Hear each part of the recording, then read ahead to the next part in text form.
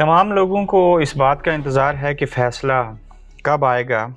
अगर ये अदालत इतना ही अच्छा फ़ैसला करती तो आधा फ़ैसला 3 बजे पड़ती कि डिप्टी स्पीकर की रूलिंग गलत थी और बाकी फ़ैसला बाद में करती। इससे कबल भी मैंने आपको बताया था कि जो फ़ैसला आएगा वो होम्योपैथिक फ़ैसला होगा, उसका कोई साइड इफ़ेक्ट नहीं होगा। अपोज़िशन और हुकूमत दानों जो हैं वो इस फ़ैसले को तस्लीम करेंगी और उसके ऊपर वो खुश होंगी। जिसने वो फ़िल्म नहीं देखी थी, जिनके यहाँ बिजली चली गई थी, वो लोग दोबारा से वो फ़िल्म देख लेंगे। जो कासिम सूरी साहब ने 30 सेकंड का स्क्रिप्ट पढ़ा था, जिसके रोशनी के बाद एक बुरान पैदा हुआ, अदालत को 6-7 दिन लगे।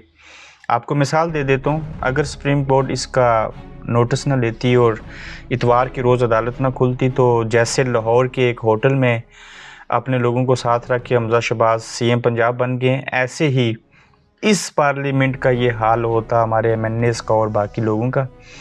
तो फैसला क्या होगा? कासिम सूरी की रूलिंग जो है वो तो पहले से भी आपको पता चल गया, उसको गलत साबित किया जाएगा। उनके ऊपर आर्टिकल 6 उसके बावजूद नहीं लगेगा। थोड़ी सी उनकी सरजनश की जाएगी। 3 तारीख वाली पोजीशन को बहाल किया जाएगा। फिर एक और नई रीट जाएगी। करते कराते ये चीज़ें आगे बढ़ती जाएंगी और end of the day election ही की तरफ जाया जाएगा। मगर ये चीज़ें डिले होंगी। इलेक्शन को 3 महीने में नहीं होंगे, जैसे इलेक्शन कमीशन ऑफ पाकिस्तान बज़ात खुद कह रहा है कि हम तैयार नहीं हैं कि 3 महीने में इलेक्शन करवा सकें। ऊपर से मुल्क की माशी हालत भी ख़राब होती जा रही है और ये तो मैं कबल अज़ वक्त कह चुका हूँ आपसे कि इलेक्शन जो हैं वो 20-23 के मार्च तक होते हुए दिखाई दे रहे हैं। छोटे मियाँ साहब मिले बाजवा साहब से, उन्हें मिन तरला किया हमारी इज़्ज़त बचाएं, हम मुँह छुपाते फिर रहे हैं, गद्दार गद्दार कहा जा रहा है, तो जैसे प्लान था वैसे ही कीजिए। तो हम आके तो आपका जो गोरख धंधा है उसको सुलझा देंगे, जो उनको एक्सटेंशन चाहिए। मैंने इससे कबल भी बताया था, आज फिर बताता हूँ, एक इदारे की जंग है, एक ओहदे की जंग है। उसको वजह बना के वो मदारी हैं और ये बांदर की तरह नाच रही है हमारे जो सियासतदान हैं। आप देखें कि एक तरफ कहा जा रहा है इनके ऊपर आर्टिकल 6 लगना चाहिए, फलां इनकी वायलेशन है। ये दुनिया का वाहिद मुल्क होगा पाकिस्तान जहाँ पे सरेआम वीडियोस आ रही हैं कि वो शराब पी रहे हैं, एक होटल में ठहरे हैं, उनका ख़र्चा कौन दे रहा है, उनको नोट दे के 25 करोड़ रुपये से ख़रीदा गया। इवन वो वीडियो आ रही हैं कि देखें पैसों के बंडल जो हैं वो रुपये के कहाँ पड़े हुए हैं। एक तरफ ये चीज़ हो रही है, दूसरी तरफ साथ में कहा जा रहा है कि ये जमहूरी हक है और हम वोट ऑफ नो कॉन्फिडेंस लेके आ रहे हैं और अदम एतमाद लेंगे। बीच में ख़त आ जाता है। ये ऐसा पाकिस्तान का सियासी गोरख धंधा, इसमें इतने मोहरे इस्तेमाल किए जाते हैं कि आम बंदे की समझ में ये चीज़ें आती नहीं।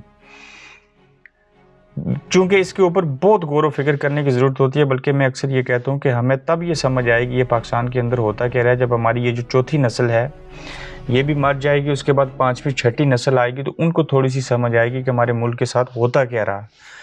अब यही बात ही देख लीजिए, एक मजहबी पार्टी में, उसका नाम नहीं लेना चाह रहा, वो किस तरह से इनके हाथों इस्तेमाल होते रहे। एक उलमा जो मौलाना साहब थे वो दुनिया से चले गए।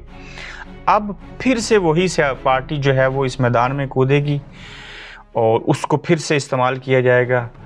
मज़हब के नाम के ऊपर एक नई बहस छिड़ी जाएगी। पहले वो नून लीग के मुखालिफ थे, अब इमरान खान के मुखालिफ हैं और अब फिर जो उनको इस्तेमाल करेगा वो आप खुद देख लेंगे इनकी डायरेक्शन किस तरफ है और इनसे क्या काम लिया जाएगा। यानी कि कौम को नई डाइवर्शन की तरफ लगाया जाएगा और इसमें ये मजहबी लोग भी जो हैं वो अलाकार बनेंगे। बेशुमार चीज़ें होगी। मियाँ साहब की बाजवा साहब से मीटिंग, छोटे मियाँ साहब की, मजहबी जमात पॉलिटिक्स में कूदेगी। कासिम सूरी का आपने सुन लिया, वो मैंने उस दिन भी कह दिया था। अब जो फैसला आएगा वो फिर से कह देता हूँ कि सबको खुश रखा जाएगा। ये अदालत अगर कोई स्क्रिप्ट लिखा हुआ और तरतीब दिया हुआ फैसला ना पड़ती तो 3 बजे कुछ और आधा बात कह के बाकी इफ्तारी के बाद ना कहते। सोची समझी चीज़ें हैं जिसके तहत मामलात को आगे बढ़ाया जाएगा।